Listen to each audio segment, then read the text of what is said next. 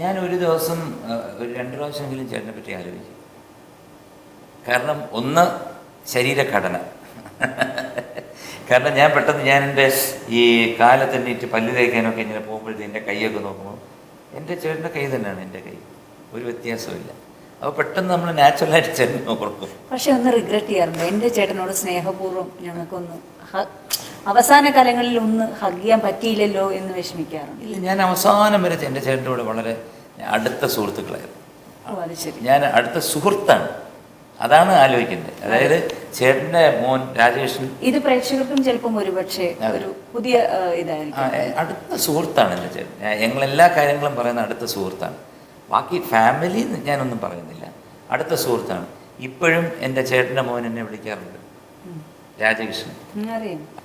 അപ്പോൾ അവൻ എൻ്റെ അടുത്ത് പറഞ്ഞു, അവനെ തെറ്റിട്ട് ചേട്ടൻ ലാസ്റ്റ് സ്റ്റേജസിൽ എടാ ശ്രീകുട്ട ഇനി വാടാ എന്ന് അവനെ വിളിക്കുമായിരുന്നു, ചേട്ടൻ്റെ മോനെ.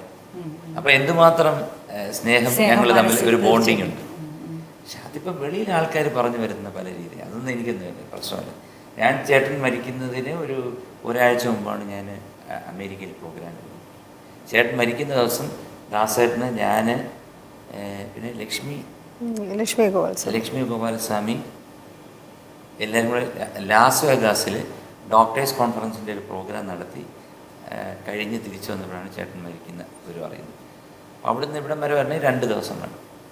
ലാസ് വേഗാസിൽ നിന്ന് ന്യൂയോർക്ക് ഒരു ദിവസം, ന്യൂയോർക്കിൽ നിന്ന് ഇവിടെ, പിന്നെ നമ്മൾ അമേരിക്കയിൽ നിന്ന് ഇങ്ങോട്ട് വരുമ്പോൾ ഒരു ദിവസം എഹെഡ് വരും, 3 ദിവസം വരണം. അതിന് വേണ്ടി കാത്തു നിന്നില്ല, ക്രിമേഷൻ കഴിഞ്ഞു. ചേട്ടൻ എന്നും എൻ്റെ ചേട്ടൻ തന്നെയാണ്, അതിന് യാതൊരു വ്യത്യാസമില്ല. അത് ഇനി ആരെന്തൊക്കെ പറഞ്ഞാലും ശരി, ഞാൻ ഇന്ന് വരെ പ്രസംഗിച്ചിട്ടുള്ള എല്ലാ വേദികളിലും എൻ്റെ ചേട്ടനെക്കുറിച്ച് 2 വാക്ക് അനുസ്മരണം നടത്താതെ ഞാൻ ഇതാകാറില്ല. ഞാൻ പറയട്ടെ, അത് എന്താ പറയുന്നത്, ഞങ്ങൾ തമ്മിലുള്ള ബന്ധം എന്ന് പറയുന്നത് ഒരുപക്ഷെ അദ്ദേഹത്തിൻ്റെ ഭാര്യയ്ക്ക് പോലും അറിഞ്ഞുകൂടായിരിക്കും.